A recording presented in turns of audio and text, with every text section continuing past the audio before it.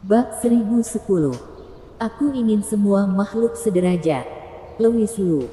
Maksudmu kamu tidak berniat melepaskanku. Jika kamu membunuhku, kamu tidak akan pernah melihat putri ketujuh selama sisa hidupmu. Kalau tidak, kita akan mati bersama. Louis Lu tidak menanggapi. Dan pedang dewa api di tangannya membuat tangisan Phoenix yang samar. Saat Chais Ji menatap mata Louis Lu lagi, dia terkejut. Tidak ada kebencian di mata Louis Lu, atau kekuatan apapun.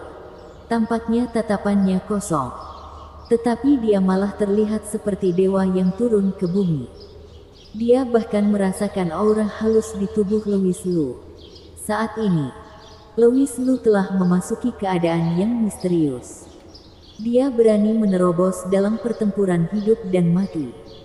Energi sejati hitam di tangan Chais Ji dengan cepat memadat.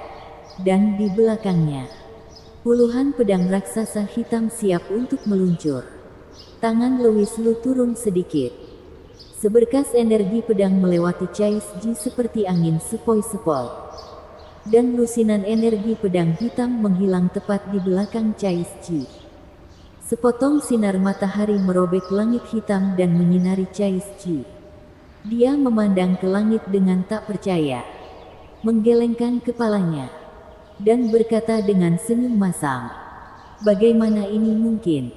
Karena pada saat ini, retakan sepanjang 100 kaki muncul di langit.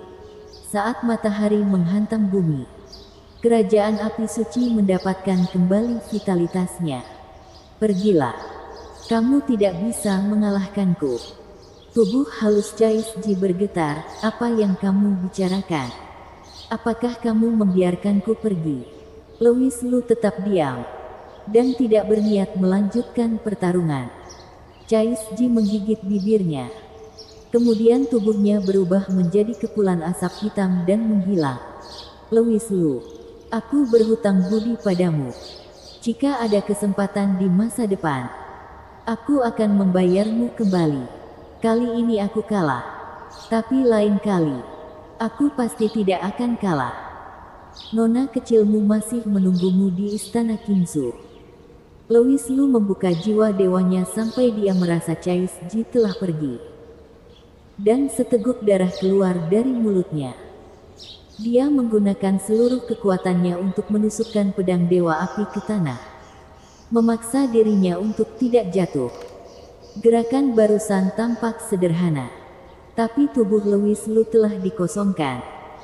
Dan kekuatan penuh dari pedang dewa api juga telah dikerahkan. Bukannya Louis Lu benar-benar ingin melepaskan Chais Ji. Gerakannya barusan dapat membunuh Chais Ji. Tapi jika Chais Ji terbunuh, semuanya akan berakhir.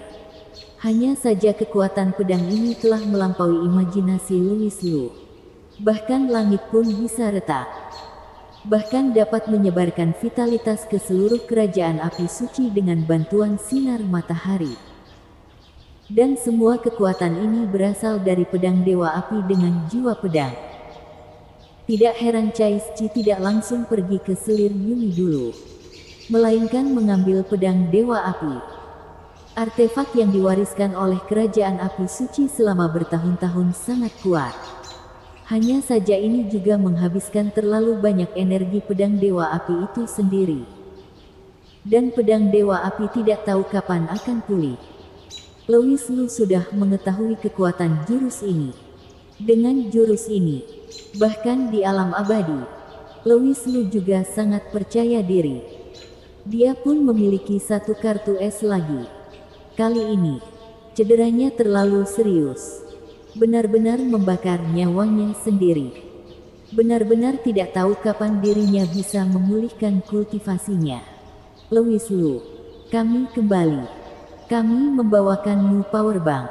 "Hei, powerbank apaan? Kodok ini adalah teman kita." "Ya, kita semua tahu bahwa Louis Lu suka berteman." Duang. Kodok raksasa mendarat di arena bersama dengan 9 naga. Rambo Liu mencari-cari, tetapi tidak ada tanda-tanda Chais Ji. Sepertinya Chais Ji berada dalam bahaya. Ini Benda apa ini? Melihat Louis Lu yang lemah, Kak Naga tahu bahwa pertempuran antara Louis Lu dan Chais Ji adalah kemenangan yang menyedihkan. Dan dia sudah sangat kelelahan. Kak Naga merentangkan cakarnya, meraih kekosongan. Kemudian sebuah bekas cakar muncul di perut sang kodok. Kakak Louis Lu, cepat. Powerbanknya ada di sini. Kodok itu menatap Kak Naga dengan tatapan kosong. Kak, apa ini? Kak Naga berteriak, apa-apaan? Menjadi satu dengan persekutuan darah. Apakah kamu mengerti? Louis Lu tidak peduli lagi. Dia tidak tahu dari mana Kak Naga dan yang lainnya menangkap makhluk ini. Dia hanya mulai menelan darah sang kodok. Melihat ini, kodok penelan segera berseru, buset. Apa-apaan ini? Ini mah namanya kamu menggunakan darahku sebagai ramuan penyembuh. Kak Naga dengan hati-hati menjelaskan, sebagai saudara yang baik. Semakin banyak darah yang kamu miliki, semakin serius saudara Louis Lu menganggapmu. Ya. Apakah kamu terharu? Lebih tepatnya tidak berani bergerak. Wajah kodok penelan berkedut. Sang kodok tercengang dengan tindakan Louis Lu. Apakah anak ini masih manusia? Louis Lu tidak terlalu peduli. Tubuhnya sangat lemah sehingga dia akan mati sekarang. Selain itu, darah kodok ini sebenarnya lebih kental dari darah harimau roh api merah. Sejumlah besar darah mengalir masuk, dan ketiga bintang Tao meledak dengan cahaya yang kuat. Segera setelah itu, bintang Tao keempat juga menyala. Dengan cahaya bintang Tao keempat, luka Louis Lu mulai pulih dengan cepat. 10 menit kemudian, sebagian besar luka di tubuh Louis Lu telah pulih. Dan dia bersendawa tanpa malu. Dia memandang Kak Naga, Kak Naga. Dari mana kamu mendapatkan makhluk ini? Itu jauh lebih kuat daripada harimau roh api merah. Ini benar-benar powerbank yang bagus. Sudut mulut kodok penelan berkedut. Jadi dirinya dianggap sebagai powerbank. Katanya saudara. Katanya persekutuan darah. Setelah mendengar kata-kata Louis Lu, Kak Naga tertawa terbahak-bahak. Pria gendut itu ternyata adalah kodok penelan. Apakah kamu terkejut atau tidak? Ini Rambo Liu.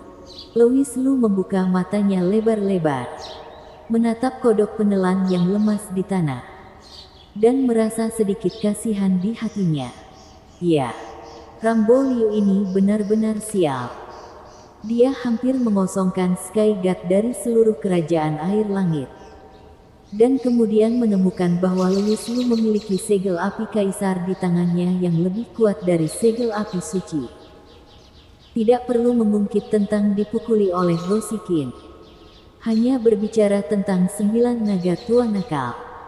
Membandingkan tingkat kultivasinya dengan miliknya, itu adalah level yang berbeda. Tapi dia malah menghancurkan formasi Sky God miliknya terlebih dahulu. Dan ketika dia menunjukkan wujud aslinya dan ingin memamerkan kekuatannya, dia ditekan oleh mereka dengan darah warisan. Setelah itu, dia bahkan bertemu dengan manusia yang menganggap dirinya sebagai powerbank. Chais Ji, jangan biarkan aku bertemu denganmu lagi. Louis Lu menghela nafas lega. Dia tahu betul bahwa esensi darah yang dibutuhkan untuk membuka bintang Tao keempat sangat jarang. Dan ini adalah sesuatu yang tidak dapat ditemui dengan mudah. Siapa tahu, ada kodok yang jatuh dari langit. Bukan, ada kodok penelan yang langka dan kuat.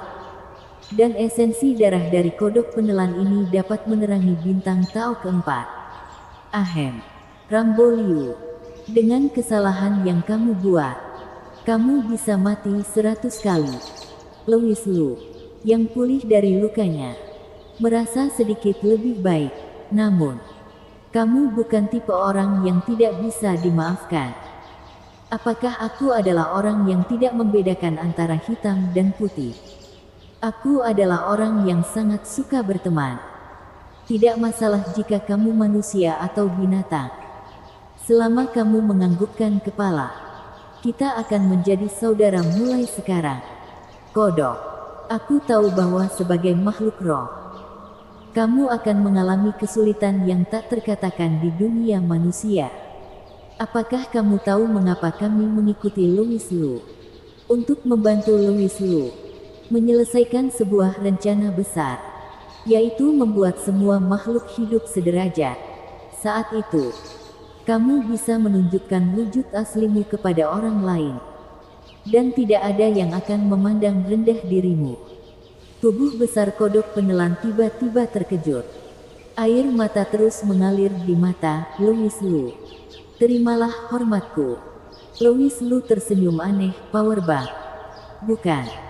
Saudara kodok, apakah kamu kenal dengan orang yang memiliki esensi darah yang lebih langka? Kamu bisa memanggilnya untuk mengobrol dan minum teh bersama kita. Bersambung.